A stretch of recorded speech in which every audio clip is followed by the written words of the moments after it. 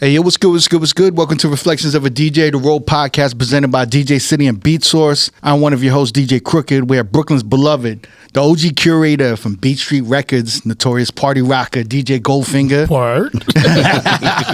And straight from Queens, we have co-founder of Everyday People, one half of Dance Dances LaBaine. We have Mr. Piano, DJ Momo. What's good? What's going on? Big shout out to our boy Never. Rest in peace, Never Forever. Never forever. We have invaded the Sound Collective studios here in New York, and we have a special guest. He's a global ambassador of Caribbean Sound, a DJ, MC, producer, cultural curator, and unapologetic champion of dancehall Afro-Caribbean music worldwide. From his roots to Miami and Jamaica to shelling stages with legendary Black Chiney Sound system, dominating sound clashes and shaping mixtape culture, to joining Grammy-nominated powerhouse Major Lazer with Diplo, Ape Drums, and formerly Jillionaire Switch. He's a masterful MC, commanding crowds from backyard bashments to stadiums, festivals, bringing the rhythm to the people and blending it seamlessly with hip-hop, R&B, and electronic dance for decades now. And now he's stepping into the role of historian and storyteller. He's putting the legacy of Afro-Caribbean culture into print with his brand new book, Art of Dancehall. We're honored to have Miami and Jamaica's legendary Walshy Fire in the building. Yeah, Walshy. King Walshy. Man, that one right there, man. That's a great intro, man. Thank you so much, man. What's Chat good? GPT, I love it, man. A little bit, like 30% Yeah, Chat GPT, yeah. 70%, you know. Yeah, I appreciate it, man. Thank you so much, man. It's an honor to be here. So much legends in the room. It's a Oh blessing. man, it's a blessing. You know, we've been wanting you on the podcast for years now since we've started it, and every time I talk about it with Mo, he's always like, "I got to be on that podcast. Man, I appreciate I got to Mo be a on lot. that That up. podcast." Believe me when I tell you, man. It means Y'all have a lot to long me. history. Y'all rocked a ton of Miami shit and probably Yeah, a ton of New York but shit more together, importantly, right? I'm a fan. Yeah. I'm a huge fan of Mo, man. Like Yeah. huge fan. Seeing the things that he's been able to accomplish in America, outside of America, it's like, you know, you always dream of like leaving such a big like footprint somewhere and being able to say, yo, I did something that the whole world recognized. And like, is there even anybody else? I feel like this is the one guy who's been able to figure it out and do it. I remember Mad Decent had a nice run. They were doing some really big parties. We did one Mad Decent block party in South Africa.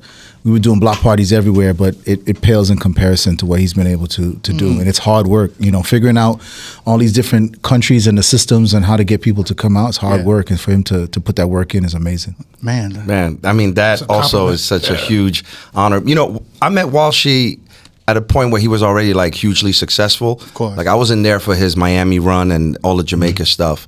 And, you know, he met me at a time when Everyday People was starting to pop. But the first time we interacted, the first time we spoke, I felt that like culturally we're like kindred spirits. You know, I was just like, bro, I have not known you for 15 to 20 years, but I feel like your journey and mine, they just kind of like converging to the same spot. So it's an honor to be here, man. Chopping it up with y'all. You had the honor of like rocking with Walshy while Walshy is like emceeing, doing the DJ thing while you selecting. Yeah, we did that at one of the Everyday Peoples. And it was crazy. He was playing like Haitian music, like he was going off. And, you know, to be familiar with music from all over the world, it's a difficult thing because the people from those places, they know when you're kind of faking it, or they know the real versus like they know you really fuck with the people or you don't.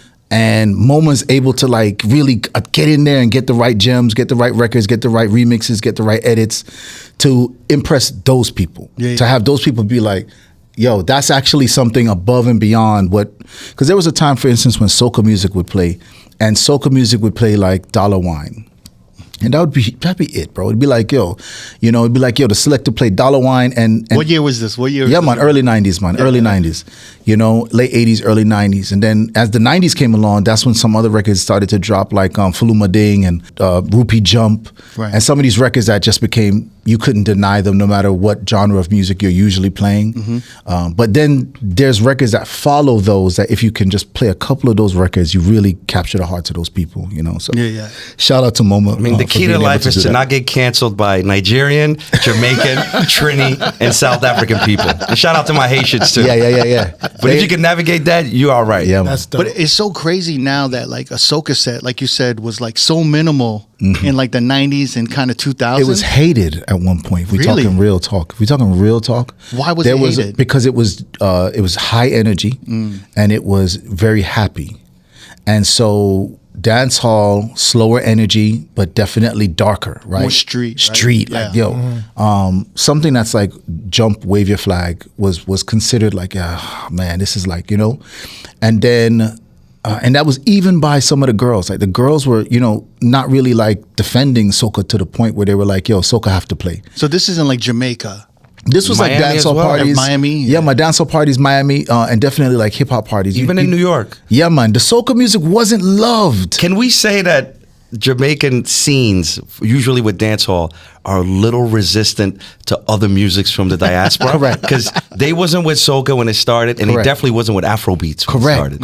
Correct. So then you have the other Caribbean people and the African people loving dancehall, playing dancehall at their events. Right. Soca event would have a little dancehall segment that was wicked, but it was never reciprocated, you know, until a lot of the DJs that were actually from Trinidad, that were dancehall DJs, from Barbados, from Guyana, Right. that were in the dancehall and respected, which we really got to give that to New York and Toronto as the two places, and London, you know, the two places where you could be Grenadian and a wicked sound killer. And you would get like respect. And that's when they were like, yo, but also I'm Grenadian. So if you hire me to DJ, yeah, man, we're playing some soca. And that's when you started to see people be like, and then of course, no matter how tough, everything I think always goes back to how tough was it in real life at the time? What was happening in real life? Right. I happened to live in New York in the 90s for 1 year. Oh, The year I worked at Beach Street with my good friend Goldfinger. so we're going to talk about that. This at is one the point. biggest mystery. It's the craziest thing. It's the craziest mystery. But But we'll get there. But that summer and winter, the Crip thing started to go crazy. It was still UK. We still saw a lot of purple and orange beads everywhere, but the Crip thing began to really like move. What's the Crip thing? Crips in Brooklyn. Like gangs? Yeah, Bloods gangs. and Crips? Right. Yeah, they definitely- When that became like, you know, Latin King slashing you on the train, when that became like a thing, I think that the mood in the parties kind of reflected that. So everybody was acting really tough. You like, yo, Oh, wow. I don't know when it's going to pop off. Yo, you know what I'm saying? And I think a lot of New Yorkers also can remember. I happened to go to the tunnel one time, and the tunnel to me was a great representation of what was happening outside the tunnel in the real streets. And so dancehall, and I think most parties, most DJs, if they were from New York at that time, could easily say, yo, it was real out in the streets. So the club and the music and the energy reflected that. Right on. So soca was like happy, joy, Right. jump, wine. Right. And so I think a lot of resistance came because it wasn't really what was happening outside. I think it was because it wasn't a lot of representation that was accurate to, you know. that you know, too. like, Yeah, man, you that know, too. A lot of people weren't really like, there weren't a lot of Caribbean DJs that were at the forefront being able to play it. Correct. So it was like, Yeah, you know, you man. got your bottom. But also have a but theory. when it happened, Yeah. it popped off. I also have a theory. I have a theory that in Black diaspora, people cosplay as the most like popular Acceptable. group. Yeah. So when Jamaica was lit, everybody that was Caribbean cosplayed as Jamaican. Even adjacent groups like African and Haitian cosplayed as Jamaican until you had your day in the sun, right? And then when soca gets lit, now Trinity people are waving their flag. You're not gonna play soca, Right. but African people are still cosplaying as It's not my turn. Caribbean Like, it's not my turn. until Afro Beats Yeah. pops off, Right. and now African people are like, "Yo, play some Afro Beats," and I'm like, "You were so patient a decade ago. You were rocking with me through everything." You know, and now WizKid is lit, and you don't want to hear soca, you don't want to hear Yeah, now dancehall. you're not having it. Yeah. Yeah, man. It's crazy though how things change. I mean, obviously we're not talking about the same people at the parties 10 years ago. It's a different Right. round Yeah. of people that come through. Right. But there's a little bit of a conversation that gets brought down, which is why I think like pandemic really like cut the conversation, which is why I think post-pandemic it's a whole different game. But before that, everything was kind of trickled down by older brothers, older sisters, you know, a little bit Right. of, you know, things like that. And you kind of get a little bit of what was there before and slowly changes. Pandemic, it was like a big change. But for sure, when you think about how much dance hall reflected what was happening out there. Yo, them man, they was talking gun lyrics, bro, like badness. And that's what was happening in the 90s and Flatbush and all that stuff. And so a lot of that stuff was just more appealing and more popular. I would have never tied the whole emergence of like Bloods and Crips coming into New York with the dancehall, the music. And I the think scene, it's crazy when I look back and I think of like, I was living in Canarsie at the time. And it was a lot of Crips there, a lot. And I just remember being like, yo, but these guys are Jamaican and Haitian and they were Caribbean, you know? But this thing started to just take over the streets. And so a weird blend started to happen where you'd go to a dancehall party and cats was throwing up blue flags. Yo, I remember one time there was a block party. I'm so sorry. I don't want to sound disrespectful by forgetting his name. Video Jukebox. Video Music Box. Robert McDaniels. Robert McDaniels. Robert McDaniels. He kept a block party in Bed-Stuy, I think, right? And he had the Locks perform. So Rough Rider, I don't know. I guess that was a red thing for them. The Locks are now in Brooklyn in Bed-Stuy. And they came with all of these dudes with red flags and pit bulls. And I'm just sitting there in the crowd with my brethren them, who are all Crips. And I'm sitting there and I'm like, yo, this is not gonna end good, man. And you just saw the tension, and then you just saw all these blue flags like coming down the block, like, oh, we heard there was red flags down here. And I mean, it started to get to the point, so he actually ended the block party. And he's like, you know what, man, yo, the Locks performed, yo, that's it, everybody go home.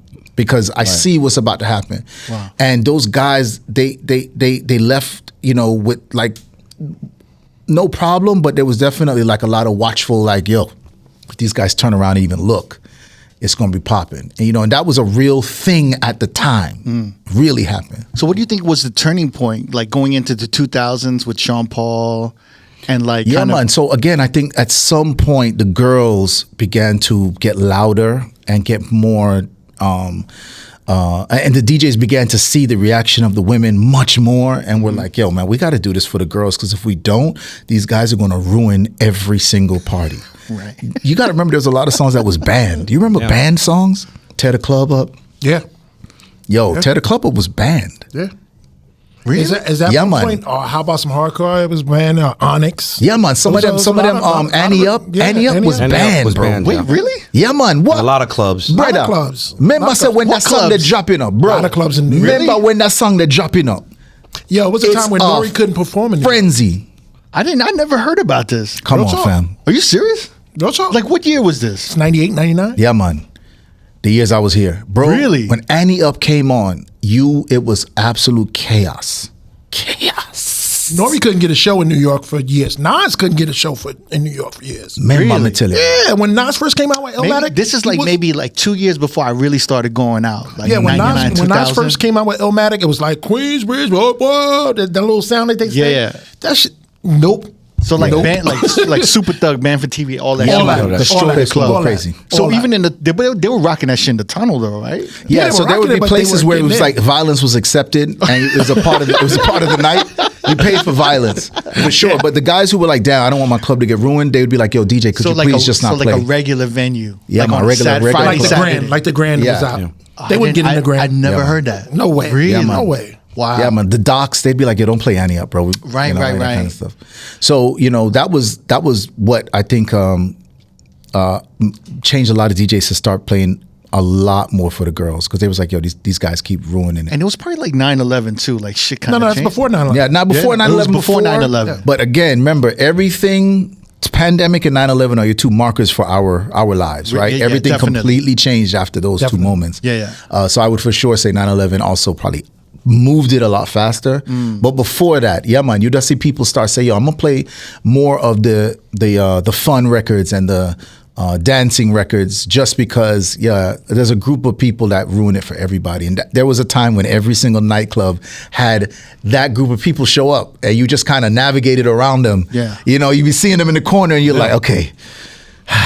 I mean, I stopped hanging out in Queens like around the year 2000. Yeah. I stopped hanging out with my homies from Right. like the neighborhood, because we was always getting into fights, and I was never the instigator. I was always trying to break shit up. Right. I was always trying to suplex somebody off a homie, and I was like, I can't do this shit anymore. And then I started hanging out in the city. I started going to clubs like Bentley's. Everybody was like dressed up. Right. You know what I'm saying? And that's the kind of music that was getting played in there. Well, It was- Queens motherfuckers always start the shit, so that's the problem. Yeah, it That's was the always number one crazy. problem. Queens, It was Blame always you. Blame crazy. They rolling It's not deep. Brooklyn. They rolling Brooklyn's- 20 deep. Brooklyn's really nice to everybody. That's a crazy statement. No. Brooklyn stands in the corner. That is a crazy statement. Brooklyn motherfuckers. Allegedly. Brooklyn motherfuckers stand in the corner looking who to rob. And Queens motherfuckers roll 30 deep, like looking for some shit. Yeah. That's factual. That's factual.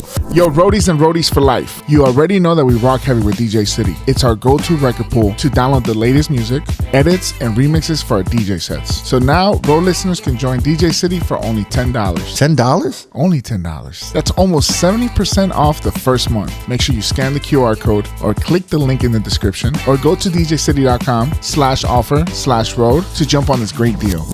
So wait, what is this like 1 year journey in New York City that you had? Crazy. So I graduated Clark Atlanta University, and I had You were in Clark University. Yeah, so I you was were at with Clark like the whole with that Trauma, crazy alumni. with Drama, with Bomani Jones, with Mars. Cannon, with Mars. Brian Michael. Wow, With wow. everybody. So you were from that. I'm epic, a part of that alumni for sure. Wow, you're part of that epic alumni. Yeah, man. And I was in Atlanta. I was the R.O.A.D resident assistant director for Drama and Canon. Wow. So like, if you ever get a chance to sit with them, they'll tell you. just Like, had "Man, Drama. man, We just had Drama on, yeah. Yeah. man. So and what a time! Again, what a time! Atlanta at that particular time, finding its own sound, finding its own energy, finding like Freaknik is just ending. These things are all like Atlanta's becoming the epicenter. Like I got So there. you're talking 93, 94 is when I got there, and I got 2 Freakniks before it finished. And yo, bro, when I tell you, the city was popping, and Goody Mom, Outkast, these guys begin to start representing and sounding like Atlanta versus what was happening before, where it was like, what's up, and they were doing It a was lot more more of a Miami, kind of Miami-based Florida-based thing. thing. About that. They started to do a lot of Atlanta, very Atlanta sounding things, and it just started to become a great place to be.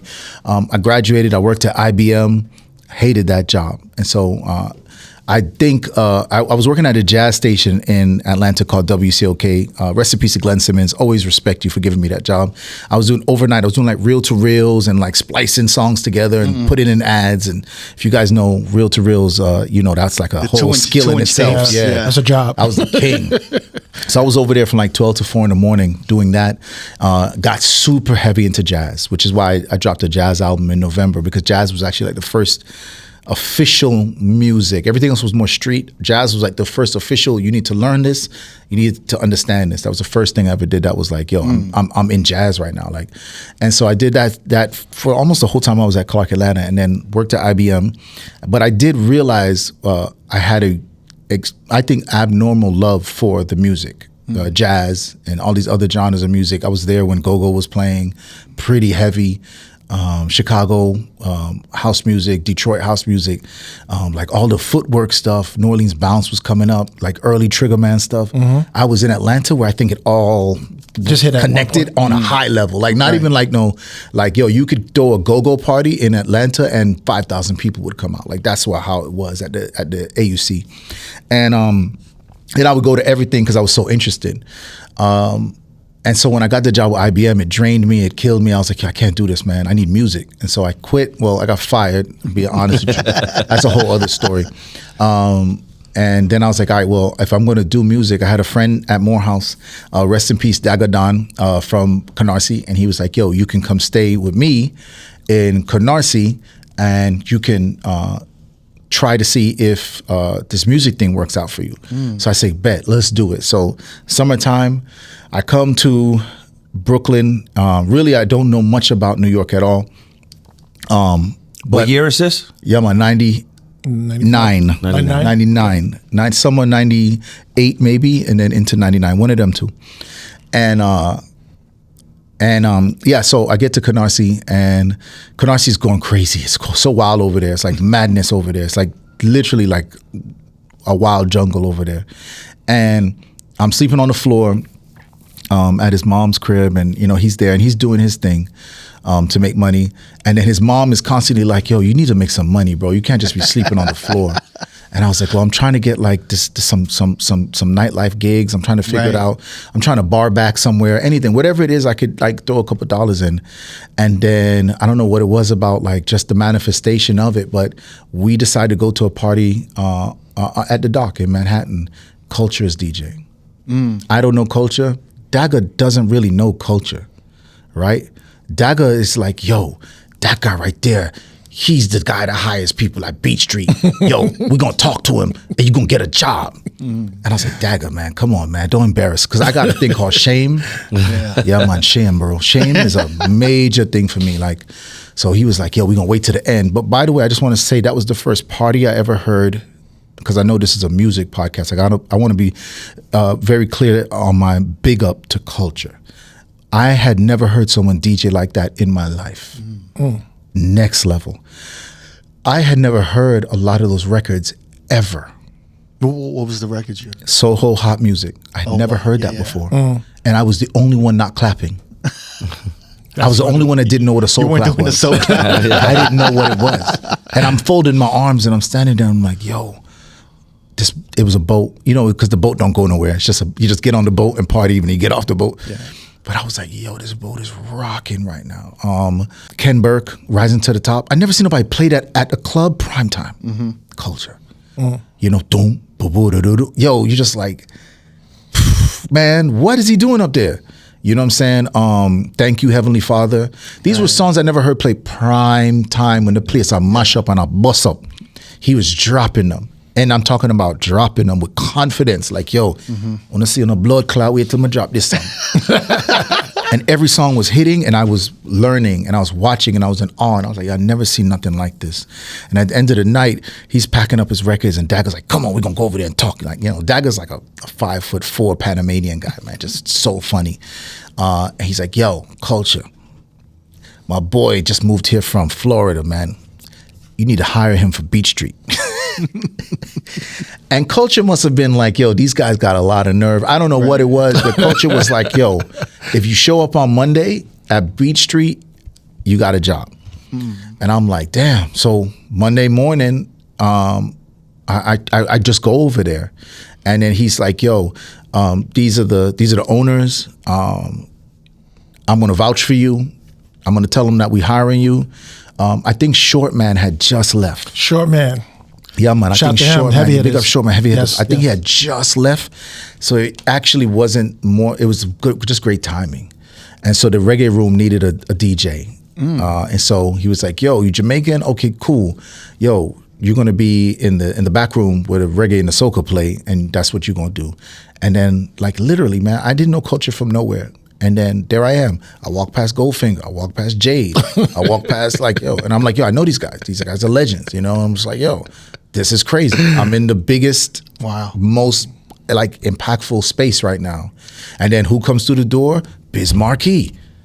And I'm just looking at Biz Markie and I'm like, and Biz is like, yo, I need some dancehall tune. What's the no tunes you got, bro? And I'm like, damn, bro. Biz Markie is in the building, bro. For real. And I want you to understand, like, yo, I'm not even like exaggerating. I'm looking at Biz Markie like how somebody might look at Michael Jackson. You're right. I'm looking at Biz Markie. Did you know the rhythms though? Did you know the rhythms that was out? Of course I did. What was out? Showtime at the time? No, man, Showtime. Yes, Showtime Rhythm for sure. Joyride Rhythm. Yeah. Everything. Remakes of Punani Rhythm and all that stuff. Because you remember there was a lot of white labels, crazy white labels. A lot of them done by Black Chiney, big up to Super Dupes. I didn't know at the time that he was doing them, but now when I look back, it makes sense because they would have like funny Chinese names on them and like funny Chinese like stuff. Yeah, like a print, stamp print. But man, you know, like honestly, bro, like just imagine you're there and then Kid Capri walks in, and you're just like, man, I can't believe this. I'm everybody. Fat Man Scoop just walks in. Like, yo, everybody was there buying records. And I got a chance to talk and network with the entire industry. So crazy. Which is the craziest thing. And that's why I think a lot of the times, I mean, I don't even know if Goldfinger talks about Beach Street as I would talk about it. You gotta like keep bringing it up, man. You gotta twist his arm and put your knee on his back. So then, so I'm not saying anything new here, but I want to make sure that I understand that from my perspective as a non-New Yorker, these are gods. These are, I'm sure they were gods locally, right? Let me not say that, but as a Miami youth, I'm just seeing them on TV. They're just icons on TV. And so that gives them God status to me, you know? And so, yeah, when Jazzy Jeff walks in, you're just kind of like, nah, this is not normal. This guy should have security, and he should be like, you know, like, nah, he's just walking in here like, yo, you got some new rhythms, and you're just like, oh man, what a great job. And the only reason why I left was because when winter came, I realized that New York's not as nice as it. Yeah. Oh my God, you literally left because of the winter? Yeah, man, couldn't take it. Really? Yeah, man, I couldn't take it. And New York doesn't allow you to comfortably duck it. You got to confront it. Now, when you were there, I didn't call you Walshy. I think I called you L. LP. Yeah, LP. Everybody was calling me LP. It makes sense now. Yeah, everybody was calling me LP. Now it makes sense. Now it makes sense because he's... You know, the past like month or so, I'm trying to like, because I remember your face. I remember your face, and I'm like, and then Culture would be like, yo, he used to work here. Yeah. I was like, he used to work here. Yeah. Walshy? I would have remembered Walshy. Yeah. So here's the thing. Because that was the nickname guy. Yeah. The guy that gave out the nickname. So my you real weren't name there- is you weren't- Leighton, and it was hard for them to say. Oh, so they would all call So me L or LP. Yeah. Everybody had a nickname. Everybody had a nickname. Yeah, everybody did. The mixtape lady, she had a name called the mixtape lady. Yes. Yeah. So like Trax, I don't, you know, for years I didn't know Trax's real name. Right, Trax Randy. my man. Randy, Yeah, yeah, Trax. Randy's Trax. long. That's hard to say as well, huh? Yeah, but I never nickname. met him as Randy. I only read him as Trax. Everybody had a nickname. What's Everybody had Culture's a real name? I can't tell you, but I know Culture. Goldie, how come you weren't like you didn't know more about Oh, you know what it is? He was in the back. Yeah, in the back. Which The back is like a whole- well, I yo, want the you to store is so understand, big. not disrespectfully, but the back did get a little neglect. There was a little bit of like the everybody would stop and then turn around before they got to the back. Because So the it'd be back like, was the dancehall section. the dancehall section. But it was a big section. so They had far in the back. They had the new music there, like new hip hop, new R&B. They put classics, but they built a whole section for hip hop. I mean, for dancehall. For dancehall, It was a whole room. It had its own door, Right. and so like the sound didn't bleed out. Yeah. So if you didn't even know it was back there, you would just be like, why am I going through that door? So the only time you really saw anybody was when they're like an emergency and they're like, I gotta do dance hall tomorrow or something like that, right? 100%. And I'm was not even always joking the- with you. yeah. It would literally be, yo, that's so crazy because this is exactly what it was. Yo, top 5 dancehall songs now. Right Yeah, now. yeah. Yeah. Right now. All the hip hop DJs. that was That's the- what All they the do. hip hop DJs, top 5 dancehall now. And you just would have it already stacked up and ready because you knew they were Right. going to come in all day. But for the most part, everybody else in the store didn't even come back there. So if I wanted to talk to Jade, I had to come around and go into the hip hop section to talk to Jade. Yeah. But the reggae room stayed packed, so I would never leave, and we never spoke, and it was a big disconnect between the two. That's a fact. Damn. I don't doubt there's other people at Beat Street that don't remember me, because yo, the reggae room was this little room way in the back with a door, and if you didn't walk But it was through that stacked, door, though. They had a lot of yeah, records. man, if you didn't They had walk a through lot that of door, you weren't gonna see me. Yeah. Hey, yo, what's good? This is the R.O.A.D podcast, Reflections of a DJ. We're here in New York City, and we have invaded the Sound Collective. Now, I want to explain what the Sound Collective is. I got my man Lefty from the Sound Collective here.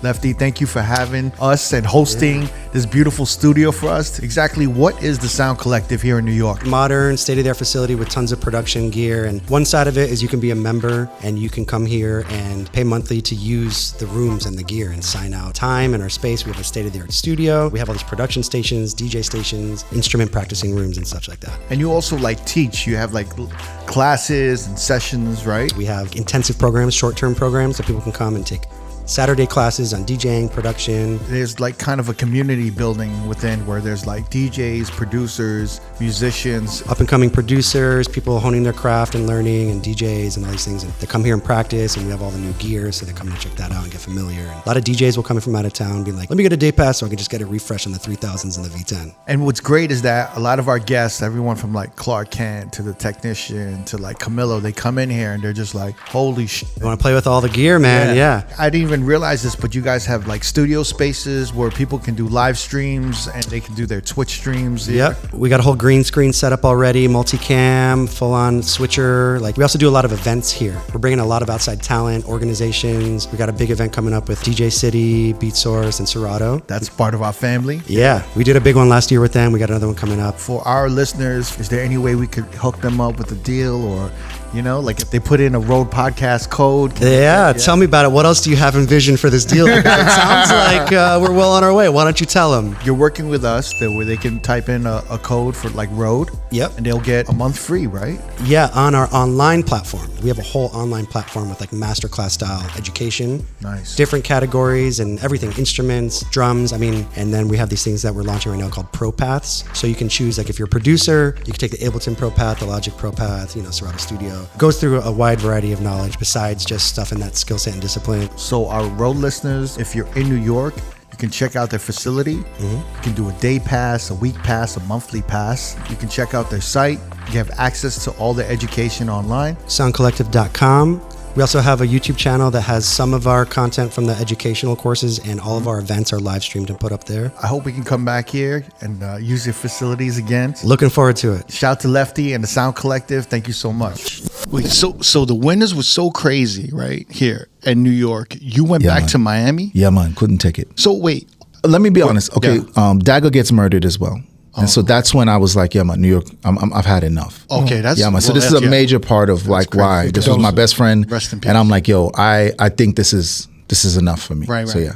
That's I mean. Yeah, but it was so many things, man. Like I went to prison for a little while, right? Like just a little while, and just like you know, it was like a whole lot of things were happening, and I was just You like, had an yo, eventful year. yeah, man. in New York. New York was like, Wow. New York City, please don't. So Yeah, I was really we into got it. like such a small part of that story was the weather in New York, and then it just opened up. Yeah. Like, sometimes. Yeah. You know, it's one of them things where it's like, you know, you want to talk about it in a positive light as possible and be Right. like, yeah, but you know, the truth is it was super dark. It's like actually really bad. So a lot of stuff was happening, and I was like, you know, I'm gonna go home to mama, and I'm not even joking with you. I was like, yo, mom, I'm coming home. And is that Jamaica or Miami? Miami. My mom was living in Carroll City, so So when I look online, it either says you're born in Miami and raised in Jamaica, or born in Jamaica, raised in Miami. Which born in one is Miami, it? raised in Jamaica. Okay. Yeah, I came into Hartford when I was 11, and then moved to Miami. And my mom didn't like the winter, and that's why we moved to Miami. Yeah. So Hartford, it's in my Connecticut. blood. Hartford, Connecticut, man. Oh. East Hartford, and then moved to Manchester, Connecticut. Wow. So when did you grow up? Like, when did your family move to Jamaica from Miami to grow up? Like, So when I was living in Jamaica, my mom was already living in America. Me and my sister were raised by my grandmother.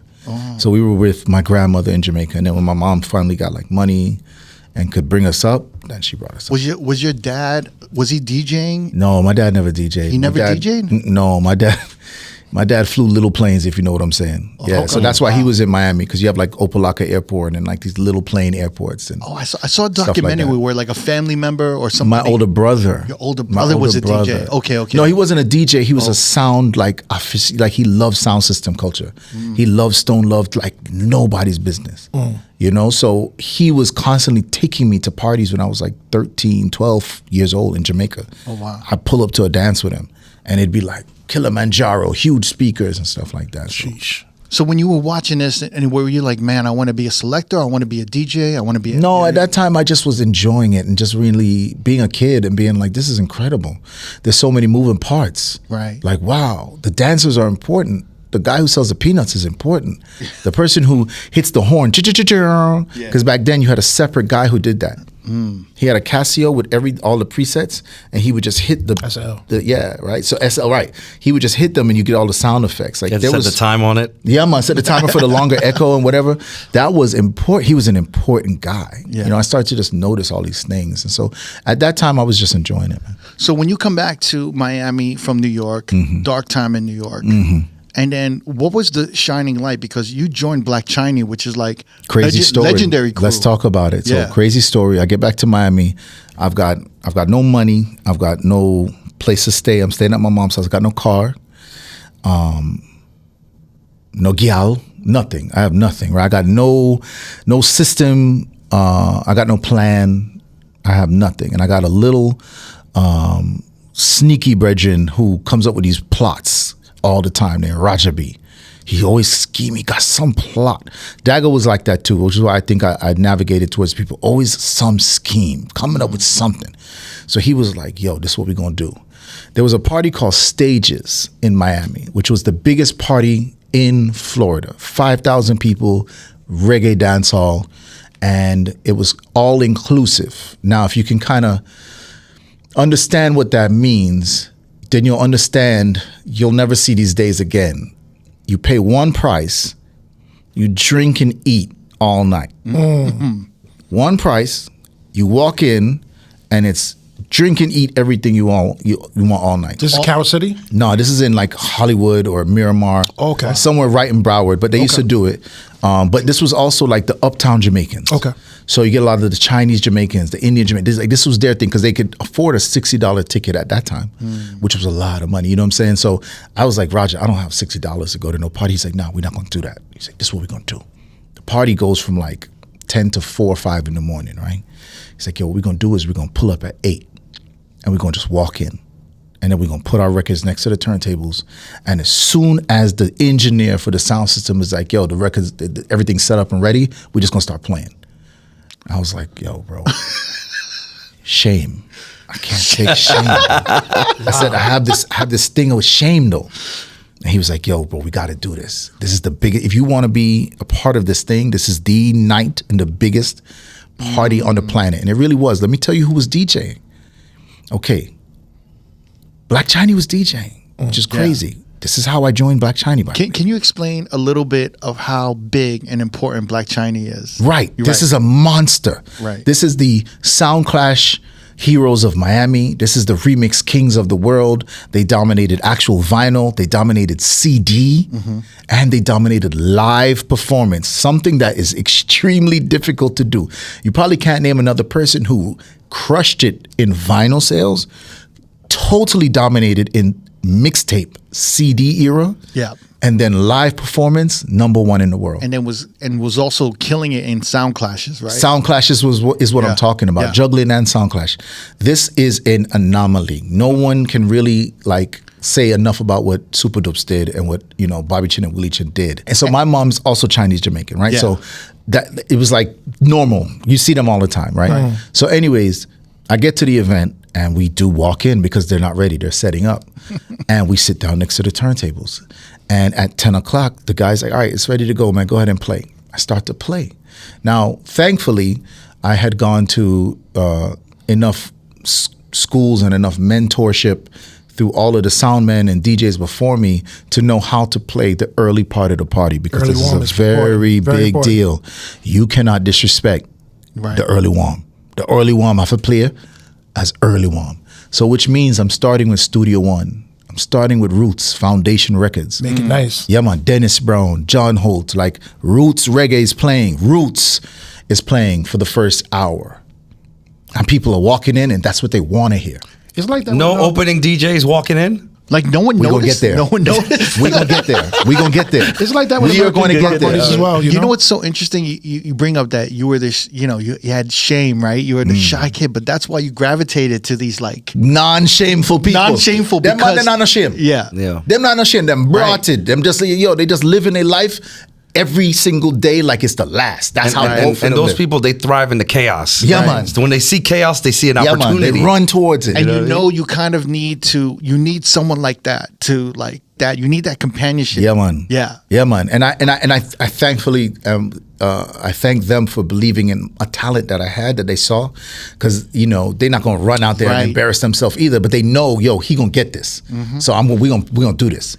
So anyways, we get there. I start playing the early warm. Around 11 o'clock, there's 3 promoters, Alex, Gary, and Jamie. Jamie shows up first. Jamie sees me. Jamie touches my fist, and Jamie goes, my team is the best. Because I don't know who you are, but somebody on my team booked you as an early DJ. I got the greatest team in the world. Alex comes, same thing. Wow, my team is really fun. Gary comes, same exact thing. Gary touches my fist and he's like, I am the best. The reason why I'm winning is because I have a team of people that understood. They don't have a clue that nobody was there to play music. And by 11 o'clock, honestly, this party was so big, there was like maybe already 2,000 people there. Wow. So by midnight, there's like 3,000 people there. And I'm DJing. But, you know, as we get closer to midnight, now I'm doing like pepper seed rhythm and Arab attack rhythm and these kind of like old rhythms. bro, nobody showed up. No DJs showed up because at that time, the list of DJs were all heavy hitters. There was actually nobody that felt like they should be the person to play early warm. So you had Black Chiney Sound, you had Renegade Sound, you had a sound from Toronto called Baby Blue. If you want to talk about Toronto, let me know when you're ready to talk about Toronto. But Baby Blue, big up to everybody from Toronto out there. You can leave it in the comment sections. Just say, yo, I know what he's talking about with Baby Blue, which was Kid Cut, I think Jester, and I can't remember who else, but and I'm sorry, I can't remember who else, but it was the biggest sound. Juggling, it was like their Stone Love for Toronto, and then Sean Paul is performing, bro. Oh my God. What are the chances? This is one of the biggest lineups ever. They all were like, me are the star boy. I don't show up early.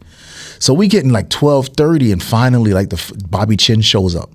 But Bobby Chin had been there, I guess, from like maybe 11:30, and he saw me DJ. So at around 12:30 now, Renegade comes in and Renegade starts to play. And Bobby Chin walks up to me and he goes, bro, that was an amazing early set. That was really good. He's like, yo, man, do you want to play Black Chiney Sound? We got like these dates and we need help. And yo, I'd love to have you part of this Black Chiney Sound. That's dope. And when Dupes come, I was like, yeah, I kind of know Dupes already, but yeah, man. I was like, what? I said, what? And Roger B looking at me like, wow. He's like, yo, we cooking. Yeah, man. And that's how I joined Black Chiney Sound. Just like that. Just like that. I went to Hall of Fame finesse. I flew out the next week to Montreal. Whoa. To the most ghetto party I've ever DJed in my life at Tiffany's Hall. And they threw ice at me. And a big fight broke out. And I got mad respect that night because I never stopped. I didn't give up. I didn't run. I didn't duck. I was taking all phase that night because I had Black Chiney's name and dubs.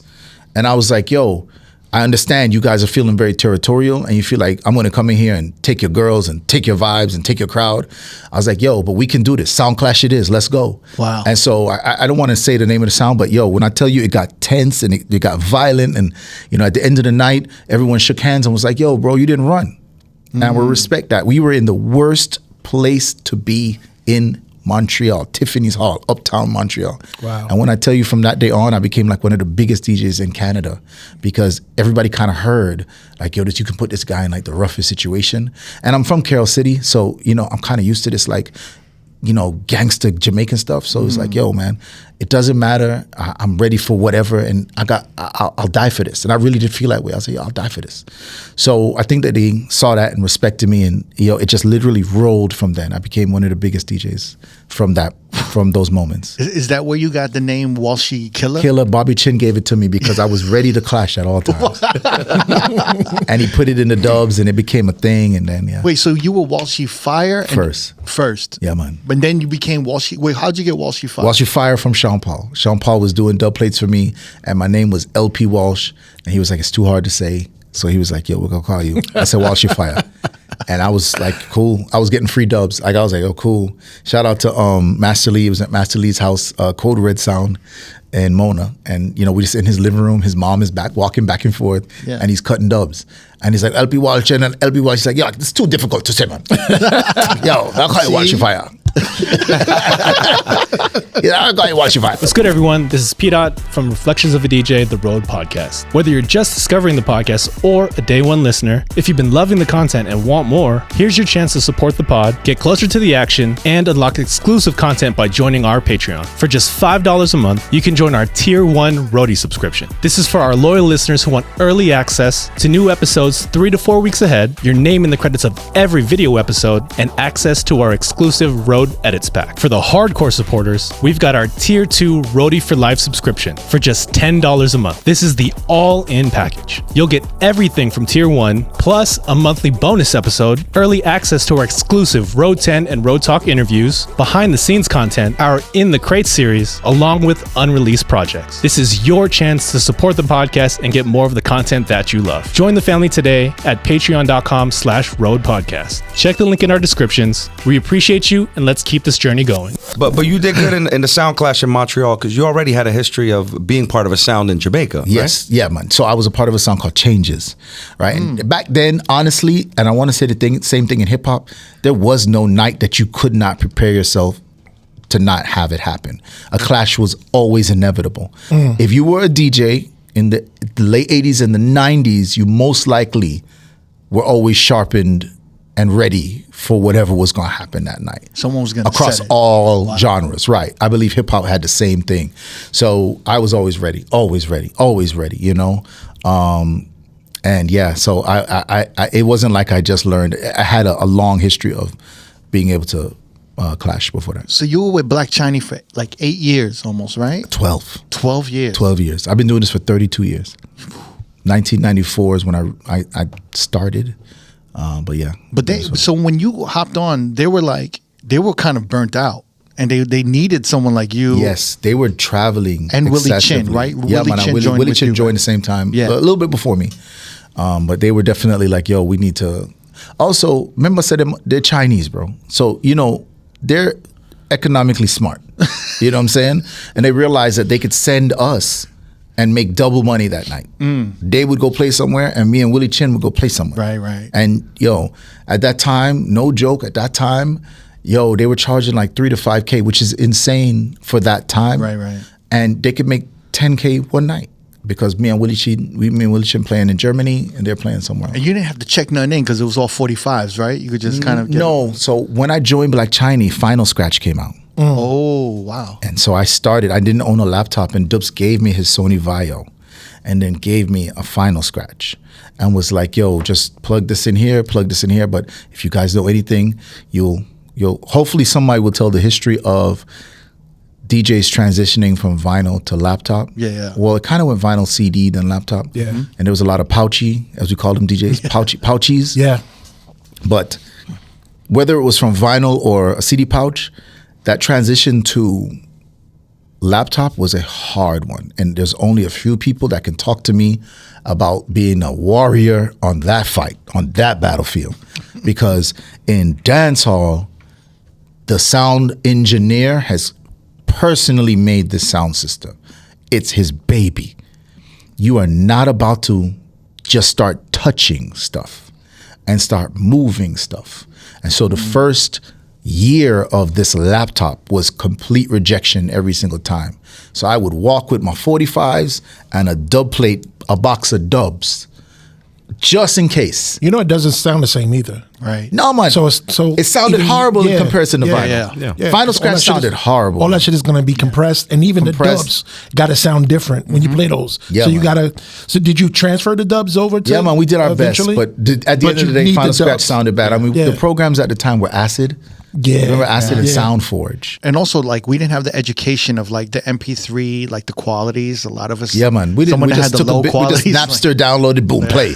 Yeah, but even analog just sounds better. Yeah, man. Just sounds Yeah, man. But there wasn't much education towards that at the time. You were just like, oh, wow, I got this thing, play it. That was the big thing I remember because all the sound guys would be like, "Oh my god, I fucking hate Serato. It sounds like shit. It sounds like too cold and hollow." And, And I actually went over to Tractor because Tractor was sounding better. It has a The warmer pull-ups sounded better. It had a warmer sound, and they were willing to sponsor people. Serato wasn't. So Tractor was a Black Chinese sponsor. We flew to Germany. We went to Tractor's headquarters in Berlin, and we were actually sponsored by Tractor. So we actually did go over to Tractor for a little while. But it just became too difficult because everyone else was a Serato. So usually you could just switching plug. over, right. Yeah, you have to plug everything out, plug everything in. We Got eventually a lot went of over effects and stuff too to Serato. before Serato. when you were with Black Chiney, did you get to like experience like the production side at all? Or Yeah, were you- man, in the room, but not like myself. But I was in the room for a lot of stuff. And at the time, like I said, we were using Acid. Yeah. And Dupes and Willie Chin were gods of Acid. And I became a god of Acid. I became extremely good at Acid. Acid eventually went out of business, and then Ableton and Pro Tools stepped in. right. And you could kind of navigate those two because of what Acid was. So it wasn't too difficult. But Acid was the main thing we were using for remixes, and SoundForge was you could cancel out a riddim and get the acapella. So SoundForge was, you put the two songs together, you merge them, and it canceled, and it gave you acapella. Yeah. So it was really like a big tool for making remixes. Were you in the room when they made the Copa rhythm? I wasn't in the room, but I remember the first time I was in the room for the voicing of the songs.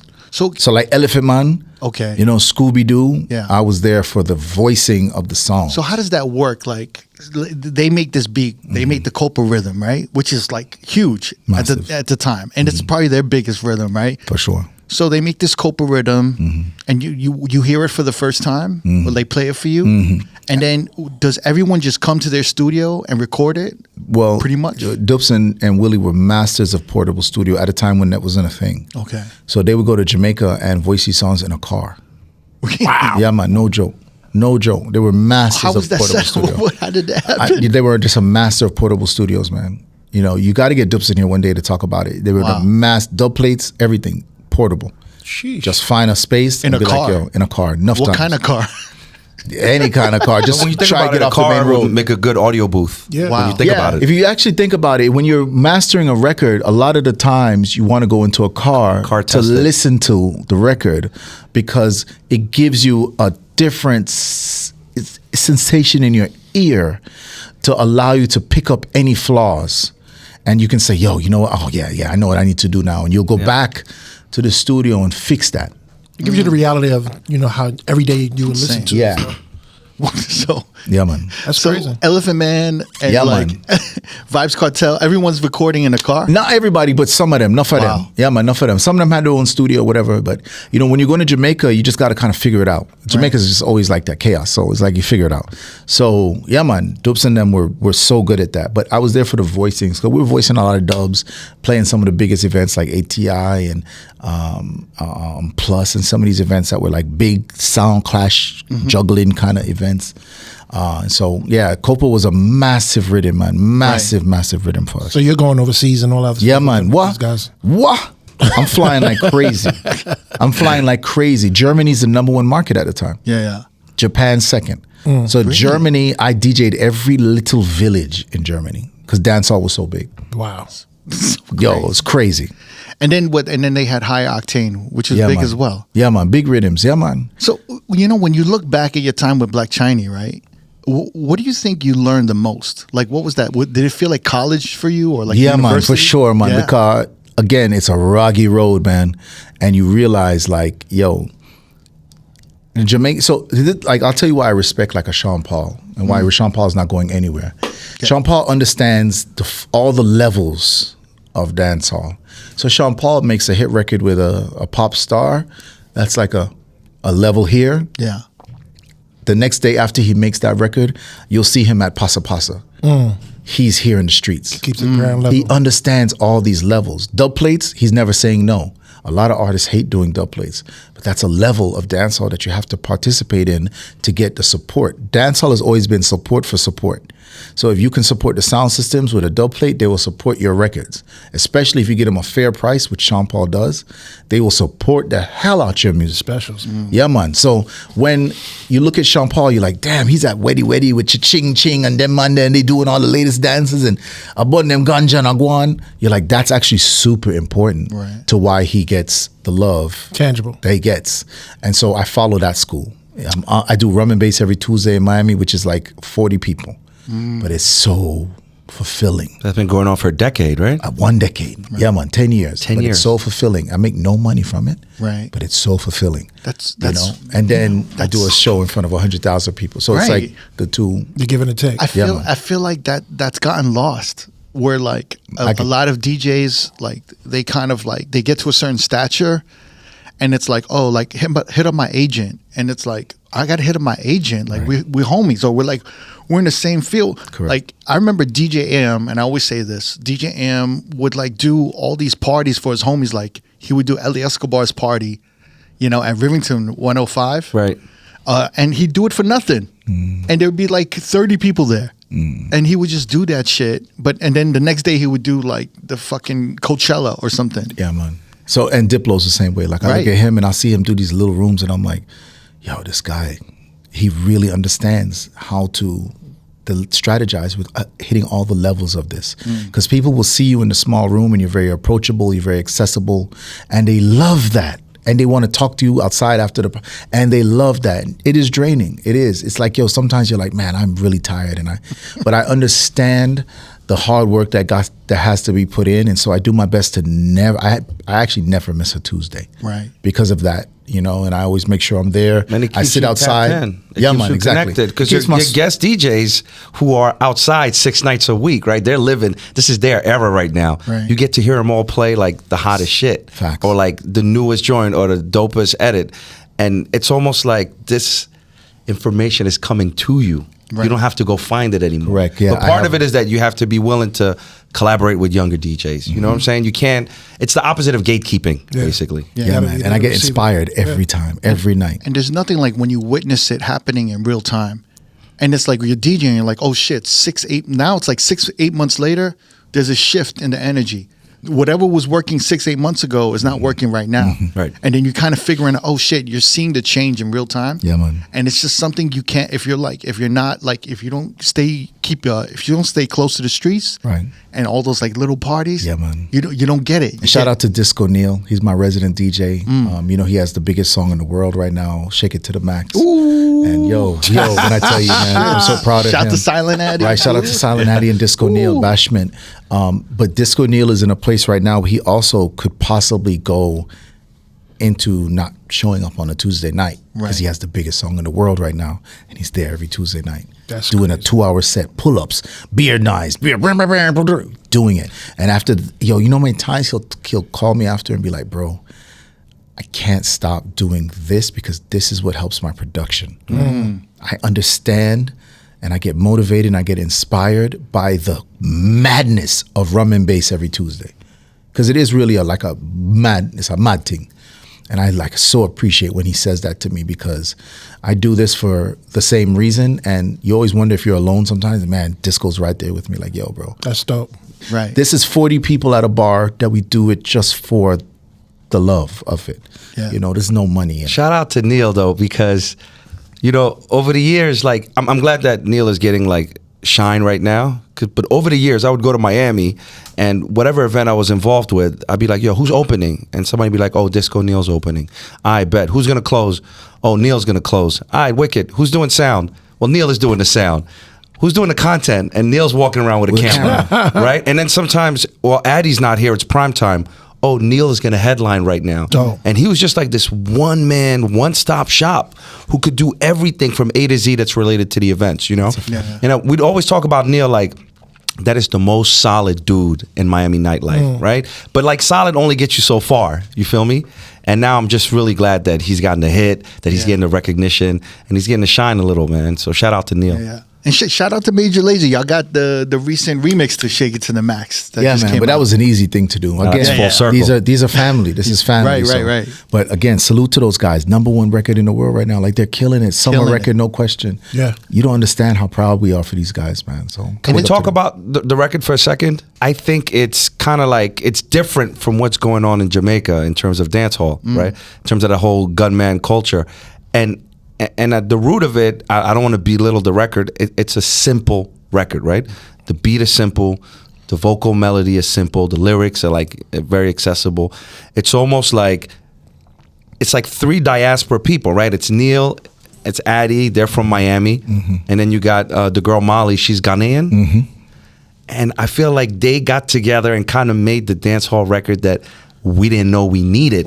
But it didn't necessarily come from Jamaica. Now mind you, Addy is doing a lot of work in Jamaica. Musically, he's been going back. He's been collaborating with people for years. So this is not undeserved for Addy. But I just find it interesting that this massive dancehall record is coming from outside of Jamaica. And I hear it's pretty successful in Jamaica, right? Yeah, man, it's mash. When And it's Shensia huge all over the world. Skilly Bang jumped on it, it was a rap in Jamaica. So, yeah, man, huge all over the world. I've played it at Tomorrowland. I've played it everywhere. It's insane, the response. And again, these are our guys. They're just our guys. That's so good shit. super happy for Yeah, them. shout out to them. How do you feel about the current situation with dancehall in 2025? Ah, man. I mean, this is a question that comes up, I think, every year, by the way. Yeah. But I do think that... Wait, why do you say that? I just feel like every year somebody goes, is dancehall dead?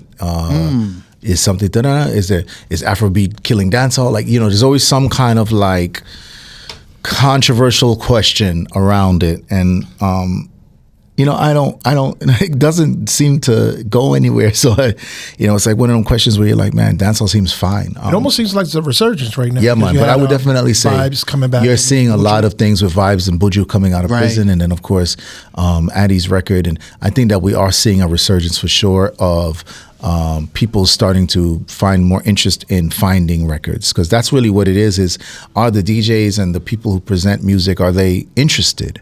And I believe that these people coming back to the streets and the kind of production that Disco and Addy are doing, and a lot of the things that are happening in the French market and the German market and the Dutch market with Shatta music and all of these new things that are happening are making it interesting again, so people start to ask again. Do you think that the access, because it was a time where a lot of artists weren't able to come from Jamaica to America? Yeah, man, it's crazy. Everybody's here now. Sizzler, Beanie Man, Bounty Killers, like all the people that couldn't come to America for 20 years are all here now, and I don't know who to thank for that, but salute. Shout out to whoever. Yeah, I definitely felt like this year was going to be, and it is, like a year of dancehall. Not necessarily that dancehall is going to have the songs that's going to dominate the charts, but I felt in the clubs that with Afro Beats and Amapiano, you were kind of getting like diminishing returns. It was saturating a little. And if you just took it back to like dancehall is a sure value. It's like hip hop. It's like house. You know what I'm saying? It's here to stay. So it's going to have like peaks and valleys, but the way I repositioned dancehall last year is I kind of deprogrammed myself from it being, gal tunes and like dancer bruck up kind of music. I was like, oh, this is the equivalent of when we would play trap music at 3 in the morning. And so that's when you bring like the skilly bang stuff, Shada Madapod, which became huge again all of a sudden. And all that gunman music, at least in some of the environments that I played in, kind of took over from the energy that hip hop used to have, when maybe at 2:45 or 3 in the morning, you'd play the biggest Locks record at Lotus and it'd bring the whole energy of the room back up. That's what I experienced with dancehall over the past year. You still get your gal tunes early, but to the people say that dancehall is dead, let's say because maybe they're not really feeling the whole gunman thing. It's not necessarily that it's dead. Is you got to reposition that differently within the club night, and at the right time, it's the peak of the night. Right, and if I can add a little bit and say, what we're seeing is so much transition in how nightlife is in general that I could see people starting to get a little scared sometimes, because the big dancehall club now becomes the smaller dancehall club. The big hip hop club becomes, so now everybody goes, well, is it dead? And it's like, well, actually the whole scene is having a transformative moment right now. And so you're kind of like looking at it the wrong way. You got to like just step back a little bit and you'll see there's no real big major nightclubs anymore. I mean, I live in Miami. We used to have tons. Yeah. Maybe there's Live left and maybe 11 Space, but there used to be tons of major clubs with thousands of people a night. And I don't see new clubs coming along. So what does that mean, right? That means that things are happening differently. People are experiencing music differently. And I don't think new clubs are going to come along. I mean, I can't imagine if somebody was to say to me, yo, Walshy, I want to open up a club. Can you be an investor? I'd be like, hell no. Hell no, bro. Unless I told you it's a 3,000 person weatherproof kind of venue that can host everyday people daytime. 1 week, daytime. Selection the next, unless you've got the programming yourself. You have to take all these grassroots parties that are literally struggling to find venues everywhere we go, and you'd put such a club in maybe in LA, maybe in Toronto. These are the places that don't have venues, right? And now ideally you have the network and you can book everybody year round. Correct. But you the basically network is so key. You're taking all the grassroots independent events and you're putting them in a club. But the concept of a nightclub being run by like nightlife operators dictating to us the culture, that's dead. That's dead. That's not happening. And I do think that we've tolerated a lot of things over the last 3 or 4 decades in nightlife that we just don't tolerate anymore, and I think even the patrons don't tolerate anymore. I mean, I had at my book signing yesterday, we were talking with Lee Major from Earth Ruler Sound. Great guy. You got to have him on the show when it comes to like 90s dancehall. Oh gosh, man. But we think about the stories of Brooklyn and those clubs, right? Tilden, Flamingo, Starlight Ballroom, Biltmore Ballroom. And you you try to tally up how many people have been killed in each one of those spots. Right? And you say to yourself, yo, if a guy got killed on Friday, a party still happened on Saturday. Different name.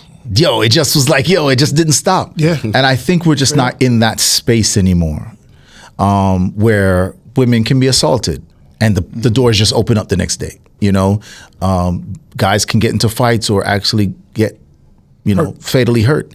The door opens up the next day. This is the kind of stuff, the kind of people who spent the money in the clubs. A lot of them are gone. That kind of money isn't really flowing anymore. So a lot of the kind of stuff that, as Moma just said, were owned, operated by the people that Moma just said, they were depending on a lot of those kinds of interactions, and those are gone now.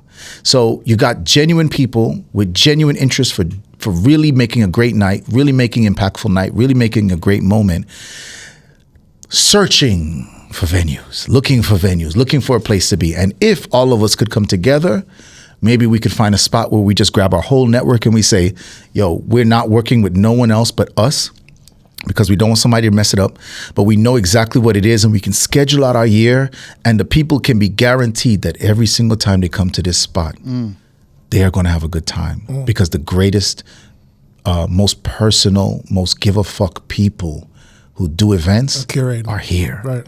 And that's missing. What are the major cities that don't have these venues? And I think all. A lot of them. Outside of New York? I travel, bro. New York has a few, but New York has so many acts looking. If you want to talk to Pier 17, they're booked out for the whole year. If you want to talk to Knockdown Center, they booked out for the whole year. So New York has venues, but it has so many acts. But a place like LA, which has perfect weather year round, has no venues.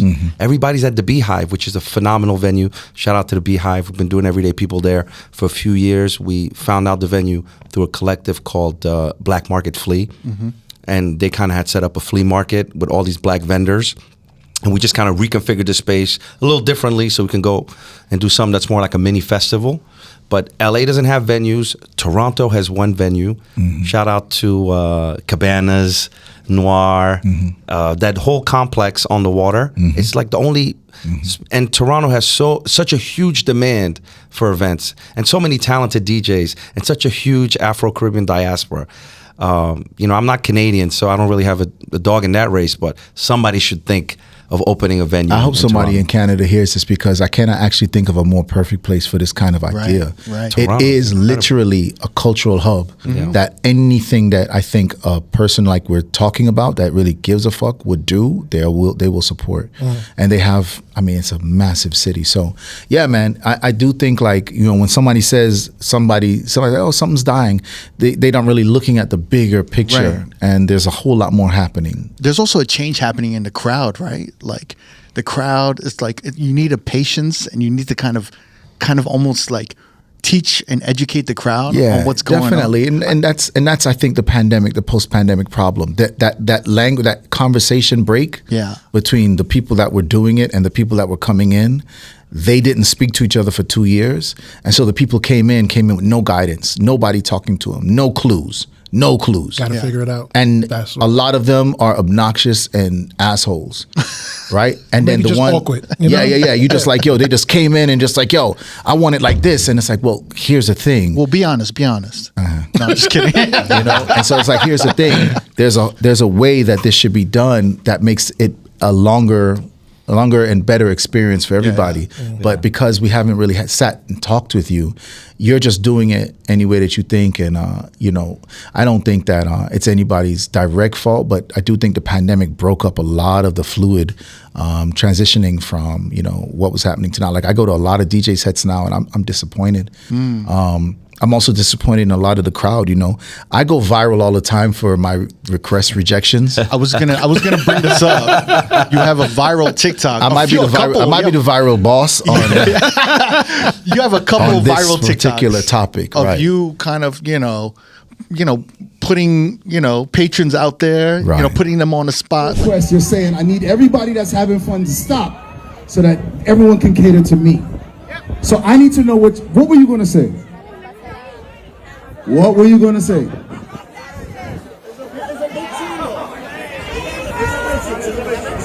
So do you think maybe we could just DJ and you just have a good time? The last one was it's an all vinyl party at my bar Dante's. Shout out to everybody in Miami. Go to Dante's, right, Hi-Fi in Wynwood, all vinyl bar. And then you also had Black Chiney with you at Yeah, man. Dante's, So right? it's a That Black was Chinese crazy. event playing nothing but vinyl. Yeah. And then somebody comes the song? along What and was the requests. Well, the thing is it's not so much about the song as more it is about the drunk, belligerent, Oh, okay. and invasiveness. Right. And you've never Right. seen this before like this. Like to this. Never in my life. And I've been DJing for 32 years. I've never seen more requests from obnoxious people than before. It's a Spotify error because you know you yeah, could man. just I want to hear a song. I think it's more than that too. I think there's an awkwardness that I see in the crowd. They do this now. Yeah, well, yeah. But yo, did you see Puffy's take on this? Yeah, I saw it. Yo, Puffy has a great take on this. He's like, yo, I don't mind if you do it, but when I play that song, you can't. You gotta act- better you gotta act. act You better up. go Yeah, crazy. yeah, And it's a fact. They're like, oh, he played my song. Bet. Yeah. Yeah. Like, no. You better go crazy. Because you held that over your head for 10 your arm, you just Yeah. like, you know what I'm saying? You really wanted me to see that. And yo, you better go crazy. Yeah. And we're just in that era where entitlement, and again, I think that the requesting, for example, is a thing that if we didn't have pandemic, the older people would have told the younger people, like, listen, you're going to this party because you really trust the DJ. You know you're going to have a good time. So don't play yourself and be that dummy that looks stupid, running up there, spitting all over the place and, looking crazy. Like the girl that was requesting the song from Diplo, the basketball player. That just happened like a day or two ago. It went viral. I'm not aware. Yeah, man, Yeah, bro. it was the NWNBA. Yeah, man, the WNBA Oh, yeah, player. yeah, the WNBA player, right? Yeah, man, she looks crazy. She's literally drunk and spitting in his ear like, yo, play hip hop. Right. And it's like, yo, do you even know who that guy is? And do you know what he usually plays? This is what he does. But you don't, for whatever reason, Came you in don't. uninformed, yeah. But you're obnoxious with it. So, yo, no problem with the request. But, yo, make your request, but don't overstay it. Like, don't hover. Don't stare at me until I play it. You know what I'm saying? Don't do none of this. Right. And that's the problem. And that's why when people are in the comments saying, yo, his ego, he's wilding out on these people, they never see the belligerent part. All right, here's a great example. Here's a great example. Yeah. We're all DJs. We, as human beings, would probably never yell at another human being. For what reason? Yet in the club, totally fine. You can get a foot away from my face and you can scream at me. How do you not see this inhumane act in this environment? I don't know. You then put a phone this close to my face. I can't do that to you or anybody Anywhere in else. any other setting. Right. No setting can I put a phone in your face. Right. But this setting, you feel Entitled. totally fine with it. Yeah. And then the third thing, and this is the one that I see all the time, is I can't just grab you. I can't just touch you. But for some reason, you feel like the DJ is the most grabbable and touchable person that you can come up to and be like, yo, my man. Like, yo, bro, I don't know you. It's boundaries. Invasive. And because the people in the comments are not DJs or music lovers, and we have to differentiate people who like music from who love music. This podcast, I don't think people who like music watch this podcast. I believe people who love music watch this podcast. Right on. Thank you. Yeah, man. This is an elite, high-level conversation about music and DJing. But the comment section is open to anybody. So of course. People who think they love music, and again, I want to use this example. If you see a person with a car and they have rims, speakers, paint job, all kind of stuff, you have to then say that person loves cars. I like cars because I haven't spent an extra $50,000 on my car after I bought my car. I spent my money for my car and I drive my car.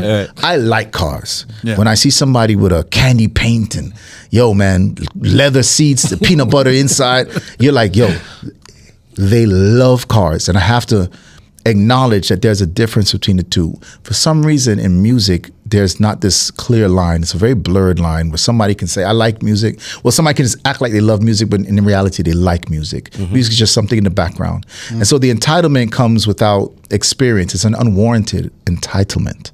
And so when somebody walks up to you and grabs you and begins to ask or demand that you switch the music or you play a song, this is a violation. This isn't like a normal thing. This is somebody just violated you.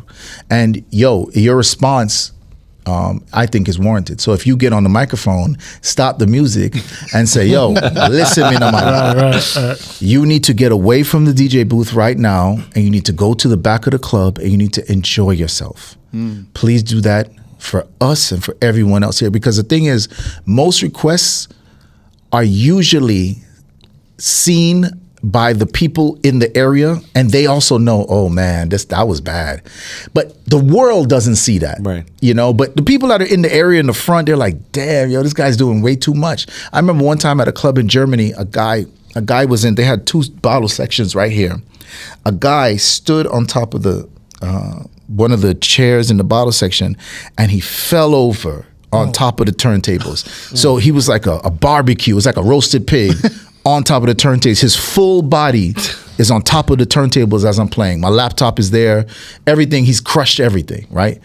And I'm thinking to myself, I want to punch this guy in the face. But I also am saying to myself, I obviously can't punch him in the face. But if I even were to, somebody out there would be like, your ego, your ego, man. You let out of line. They don't see that my laptop just got knocked off the table, or that this guy just literally crushed everything with his body. Or how many people was out there? Yeah, and he's just drunk. Yeah. And so, a lot of people, they think that this is a kind of thing where the people who are requesting are normal people. Most of the time, a normal person requests a song and gets out of there, and I have no problem with that. But the times when that person doesn't leave, and they keep coming back, and they want you to play it now, or it totally doesn't fit the mood, or whatever. Like, Questlove has like this. Questlove is one of the best people at receiving requests, because he does a little bit of this embarrassment thing to you too. And a lot of people think it's like there's levels to the DJ. If you get requests, then you're just not a good DJ. No, bro. It's the environment. We are in a place where people drink heavy. Right. This is where people are going to lose themselves, act stupid, and everything's recorded. Yeah. So you should probably be aware that somebody's going to record you at all times. And if you look stupid, it's going to get uploaded. And if Leighton Walsh helped you look stupid by stopping the music and saying, you need to be, everybody needs to look at how stupid you look. Yeah. It's gonna come with the territory, so I don't mind going viral. I used to do this thing that would make requesters go away, but I stopped doing it because I felt like I was like traumatizing people, like psychologically. You got to tell me what this is, and it's gonna be on the podcast. I hope people don't use it, but it's cold, right? People come to me like, "Hey, can I make a request?" I'm like, "I'm so sorry, no requests." They don't usually settle for that. They come back, but can you really play this song? I'm sorry, I said no. And they come back a third time. I want them, and I say, "Are you an only child?" Oh, I've said that for about 2 years straight when I was at Red Rooster Harlem, because they were driving me crazy. That's traumatic, yo. And people were just like, they'll be in a catatonic state of shock, and like their whole life. And I was like, ooh, I might have broken them. Wow. But they don't come back after that. Well, you're doing the Lord's work, my friend. I would say bring it back. I would want people to do it, whatever it takes. But most importantly, anybody out there watching this, if you have music, because you're a music lover if you're watching this, if you have music likers as friends, send them this. Send them this podcast. Speaking of the Lord's work, let them know. Speaking of the Lord's work, you wrote a book. Yes, I did. What was your inspiration? Man, so dancehall's everything to me. So I used to sell tapes in the streets when I was like 14 years old, 15 years old. I used to walk around with a boombox selling cassette tapes all over Miami at nightclubs. 14, 15 years old, 5 a.m. I'm outside with a boombox. It was a different time then. And I would collect flyers because I saw that I could learn where the next party was to sell my cassette tapes. So I'm selling dancehall Sound Clash cassette tapes. So I would get these flyers, and I started to notice, I was like, these flyers are actually kind of dope. So I started to collect. And then that's when it started like 14, 15 years old. And then my collection, I would run across it every now and then. I'd be like, damn, man, the memories and the nostalgia, the way I felt. I was like, man, I think this is something that other people would want to see. You're capturing history. I was backstage at a Major Lazer show, and Shepard Fairey from Obey was there, and I mentioned that to him. Wow. I said, yo, man, I love your stuff, your graffiti books. They give me this feeling of that 1 year I lived in New York, and I used to go to, I think it was, is it called Houston? And there was a store called Vice, which then became a TV channel. Right. But there was an actual store. And I remember going into that store and, you know, picking up your books and being like, yo, this is so dope. And he was like, yo, you should actually do that book. And then he's like, yo, you should do it with Rizzoli. That's who I do my books with. And he put me on an email, and within 1 week, the book started, just like that. Dope. So 3 years ago, though. So it took me about 3 years to get all the collectors together to actually put the book together. This is reggae stuff from all over the world? Yeah, man. 5 different countries from 1960 to 1999. 60? Flyers. Yeah, man. Wow. So who was like the major contributor that you kind of collaborated with? Lee Major from Brooklyn, Earth Ruler Sound. And then, of course, Muscle from Toronto, Professor from England, a gentleman named Stranger from Brazil. He got like a lot of the Japanese flyers and stuff like that. And then I had a bunch of Jamaica ones. DC, Miami, I had a bunch of those. But there's a couple collectors in Jamaica I also got from. So shout out to everyone that contributed to the book. And believe me when I tell you, man, it's been the most amazing and accomplished thing I've ever done. And I would advise anybody here to do a book. Why? Because I think each of us have like a super niche passion that needs to be documented and archived and shown to people. And you will not make money from a book, but you will be able to help this culture. It pushes it forward. I do think that it's important, right? So shout out to everybody out there that got the book. It's called Art of Dancehall on Amazon. You can go to Amazon and it's there. And you've been touring now. You're headed to like DC in an Philly hour or so. Now, Oh, yeah, Philly. Yeah, Philly. But yeah, you know, and I come back on Saturday to do a Major Lazer show, and touring doesn't stop. I definitely am grateful. I want to pivot into other things. My bar does very well, and you know, this book is doing very well, and production has always been just amazing to me. And I definitely would love, me and Moma talk about it all the time, man. Like, man, you know, we have to consciously stay healthy now. It's not like before, you know, where you just wake up. You have to consciously put health into your day. Yeah. And so the more I notice that I have to fight with making sure that health is in my day, the more I start to think to myself, like, man, maybe I should not travel as much. You know, I go to Sri Lanka next week, right? And I look at that trip and I'm actually happy and excited to go, but the plane ride, 15 hours about 22 hours. It's a bitch. So, you know, you end up just being like, yo, I can't do much more of these. You gotta wear compression socks. Oh, wear your compression socks. There's a proper pillow to bring just in case you're gonna do this economy, because the ticket price from economy to first class is like $10,000 difference. You know, but there's a way to get through it. Make sure you got your proper healthy snacks. Hydrate, you know, and make sure that you bring something to read or do. But for sure, at the end of the day, it's my life. I chose this. I love it. So you're still doing Major Lazer shows? Fully. Yeah, on Saturday we have our next one. We have one in, we're doing a bodega event in the Bronx, and then we're doing Brooklyn Mirage. I don't think is open, so we figured something out with Brooklyn Mirage right now. So we're doing something over there. We got to do the same thing with everyday people. Oh, wow. It's a whole fiasco with Brooklyn Mirage. Yeah, I think it's not gonna. I don't think it's gonna open. Oh boy, Private Ryan told me he had to cancel Soca Brainwash. So I think Live Nation's gonna have to buy it. They have to like somebody's rebuild gotta it. come in. Yeah, I think the structures are like illegal right now. They're not gonna permit it. Wait, so what entails a Major Lazer show in 2025 right now?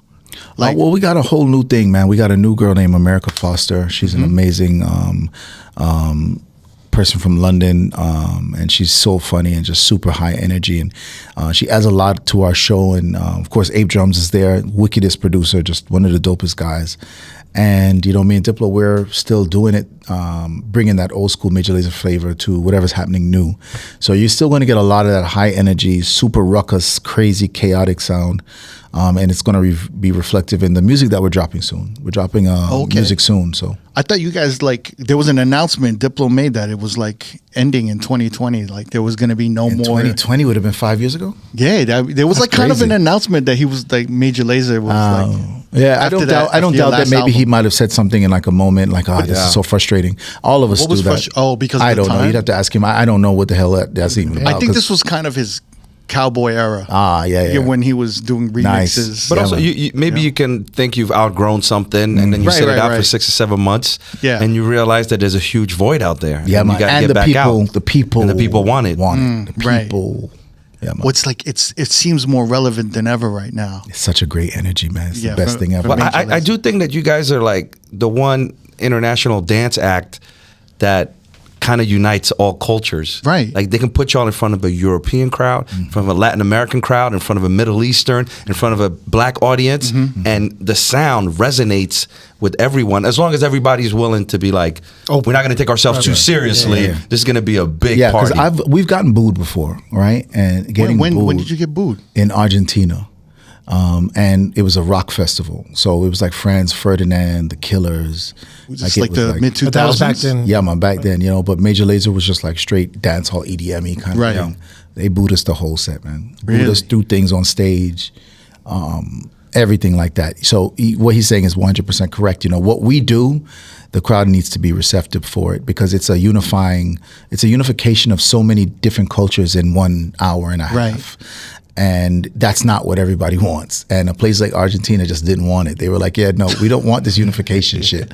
We kind of... we want segregation. We want to segregate. Let's say it was a little too early on, maybe? No. It's just a different audience. The crowd was a rock crowd, man. A rock crowd. Because we've done crazy shows in Argentina with the right crowd. Yeah, man. I've always wondered, what was the transition from Black Chiney to Major Lazer? Yeah, man. So quickly, Diplo was a fan of a fan of Black Chiney.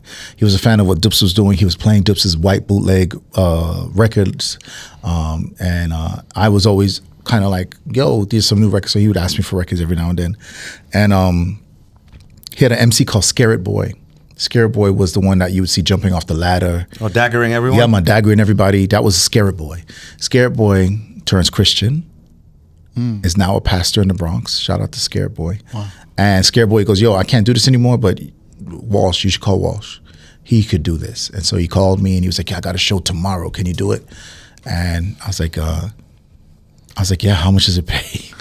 And I was like, all right. But also I think I'm glad that, I had understood that there was a potential for something bigger about to happen. And I was like, I should try and see this. Because the thing about dancehall, especially at that time, was you were most likely running the same circuit, same promoter, same club, same time of the year.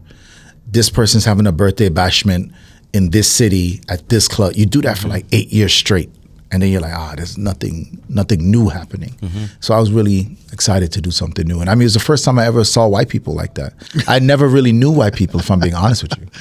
So Major Lazer has like Pon de Floor out, and then you're with Black Chiney. Yes. And then it's completely a completely different audience. Totally different. And so in San Francisco, Bombo Cloud. So my set of people at that time, Hyphy was going crazy. Right. So he was like, go dome, dome, dome, dome. And everybody was like shaking their dreads and going crazy.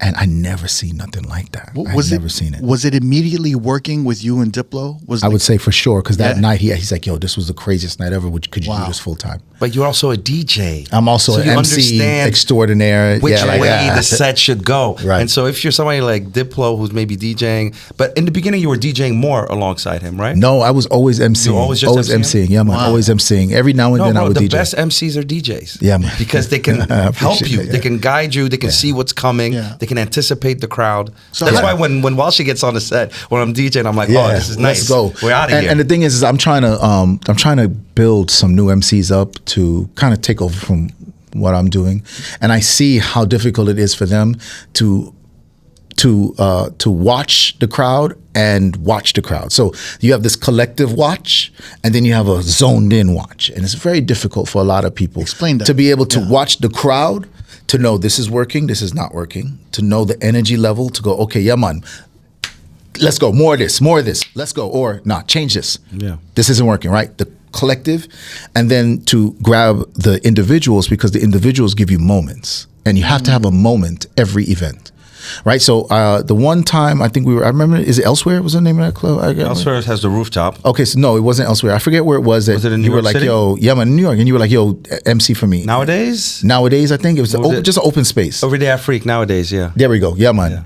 And that venue, it has like a little pit between the DJ and the crowd, and I was like, yo, I can't be behind the DJ, I gotta be in this pit. Oof. And there's a little bit of elevation, and that way I can now see the crowd. But most importantly, You can feel the crowd. I can feel the crowd and get those impactful moments. So if I'm gonna MC for a moment, I wanna make sure that we leave this set with at least one impactful moment, something that sticks in everybody's brain. Even though all the distractions of the world are there to make them forget about it, this moment was impactful. So no matter how many distractions you put in front of them, here's a moment that you're gonna walk away and go, yo, but you remember when this happened? And so I think it might've been, one of the plants, one of them songs, whatever it was. The R.O.A.D moment. Yeah, my R.O.A.D moment. The R.O.A.D moment was Haitian crazy moment because was I speak incredible. pretty good Creole. He was like, levez les mains, levez les mains. Yeah, I was like, levez les wow, mains, she levez- speaks French. Yeah, man. So I speak pretty good Creole. I mean, this is just the thing, right, of being like a Miami dude, right? And growing up, and then also just the traveling, I pick up as much as possible. But at the end of the day, you can see somebody. So, for instance, there's an MC I'm trying to bring forward named Shele. He's from Cameroon, but he lives in France, and he speaks 5 languages. Intelligent, super dope guy. And I'll watch it. I'll DJ and I'll be like, "Are you MC?" and do the crowd and watch the people. And I can see he's starting to get it, because say for instance, if one person, for instance, here's a good example. If one person puts a person on their shoulder, you know you got something. You're cooking. Now you know that you're cooking. Something's about to happen. So now it's for you to take that moment that the crowd is giving you and amplify it. So what do? You stop the music and you say, yo, I need to see everybody put somebody on the shoulder. Key in on them, yeah. Right? So you made one person tell you, yo, we're ready to go up, bro. Let's go. Let's go. Let's go.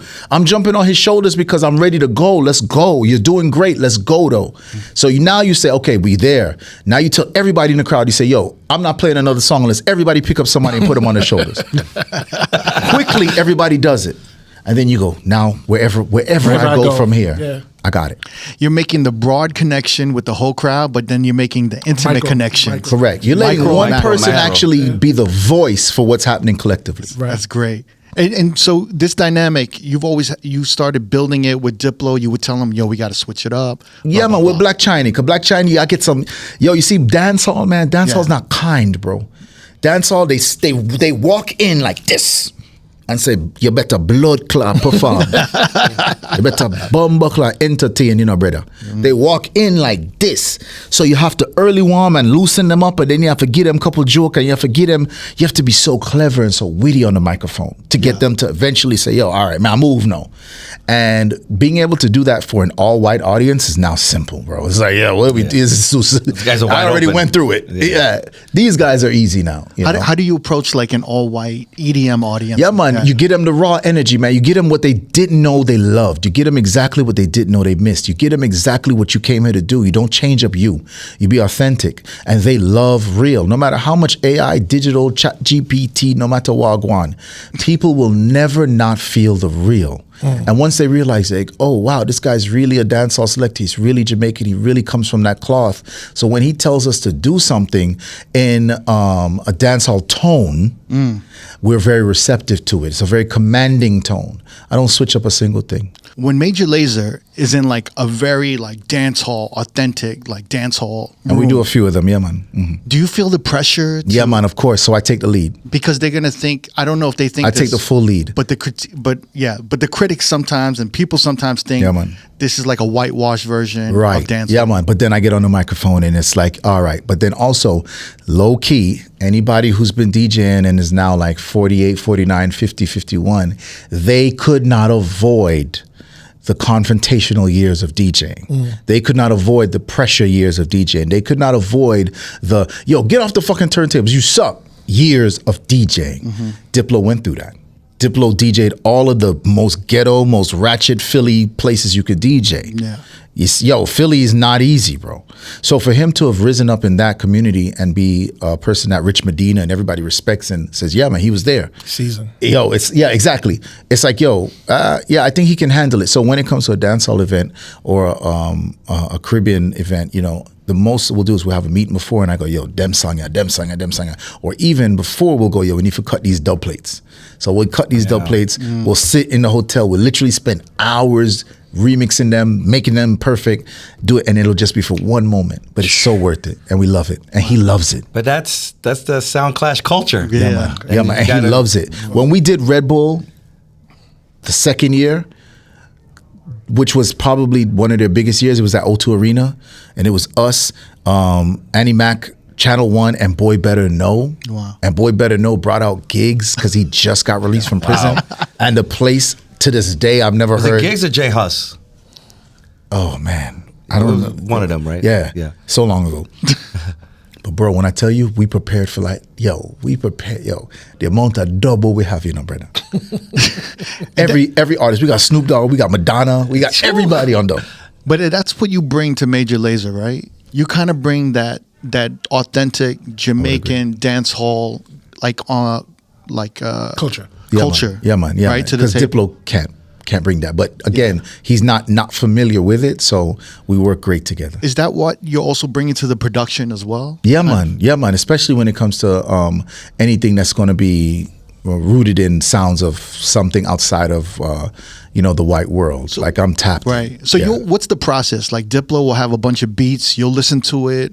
Yeah, man. And then you'll figure out, wait, this is more dancehall, or this is more piano, So Afro beats. But also Ape is like a I was gonna say superior Ape, producer. Yeah, man. Ape. We're all shout in to 8 Drums. Yeah, man. We're all in the group chats. And Jillionaire. Yeah, man. We're all in the group chats. Big up to Jillionaire, man. Living in Trinidad, living his best life. But we're, the group chats. So like, for instance, let me just say right now, me and Wes talk Diplo. Wes is Diplo. Me and Wes talk every single day about music. Not a single day does not go by that we don't send each other a song. So that's just to show you, like, yo, we are always in tuned with a new rhythm, a new sound, a new thing that's happening. And we will literally say, yo, should we do something like this? Yo, this thing from this part of Tanzania sounds crazy. Should we like, this energy is crazy. When we start to formulate these ideas, and then these ideas come to life. But it takes a lot of back and forth. And, we do a lot of that. So what you hear.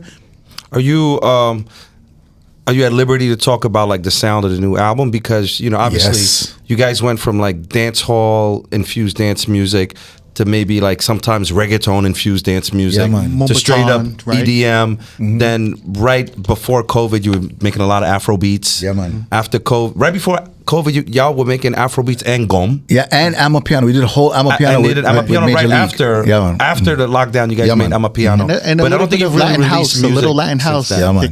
Yeah, we haven't released anything. What can we expect? There we go. So we're into shatta music. Ooh, yeah, man. Big bad shatta music. That's man. Martinique, Guadeloupe, Mauritius, Seychelles. Even Tahiti, they run shatta music, and they have their different versions of it. But big up to all the French diaspora. Shatta music is, of course, a major, major part of what we're doing. So dancehall is back in our our realm of things. And for the listener, would you say that shatta music is kind of like early 2000s dance hall rhythms at 110 BPM? Yeah, man. It's that old energy that people just can't get enough of. That Shabba Ranks Dembo, Pokemon Jam, kind of energy where it's just tempo. Like, yeah, man, where it's just like, but they add an extra ping and synth to it that just takes it to a whole nother level. And so we have a song with Busy Signal called Gangsta Gangsta. And I'll just leave it right there with that song because that's probably gonna be the first single. And I would really love for people to go to a Major Lazer show in their area in the next coming months and experience that record live. It's exciting. It's exciting. Yeah, but we got tons of records that hopefully we can put together soon and drop a So you got to promise me one thing. Yeah, when y'all drop this new album, you got to come back Yeah, man, for sure. Definitely. brother. You, Diplo, and Ape Drums. Yeah, gotta man, come for back. sure, man, for sure, part brother, two. for sure, Yeah, for part sure, two. for sure, for sure. Once we're there in New York, Yeah. wait, you're in LA and New York. Wait, where you do? I'm podcast? wherever I need to be. See. When this album drops, Yeah, I'm man. wherever. But I need Momo to be here, man, You're gonna because be yo, there. trust Yeah, me when yeah. I tell you, man. Yo, it's a project that we all feel so good about. Especially in these times, we realize that the voids are there. There's a lot missing, Yeah. and hopefully we can fill it. Yeah. Walshy Fire. Big up Thank your you for blood coming clot to self, the man. Bro Good luck. Podcast. Yes, sir. I'm so glad we got to talk about everything that I wanted to talk about. Now, man. we This didn't is talk good. about everything. We didn't talk about everything. This could have been a lot longer. This could have I been appreciate that. 2 hours longer. Safe travels to Philly. Thank you, man. God bless and Yo. and God bless on the new book. Yes. Respect, Yes. man. Amazon, Art of Dancehall. Please go get it, guys. Yeah, Peace, man. Thank you. If you want to watch more episodes from R.O.A.D Podcast, click either links on the left or the right. Don't forget to subscribe to our YouTube page and get updated on new uploads throughout the week. Peace.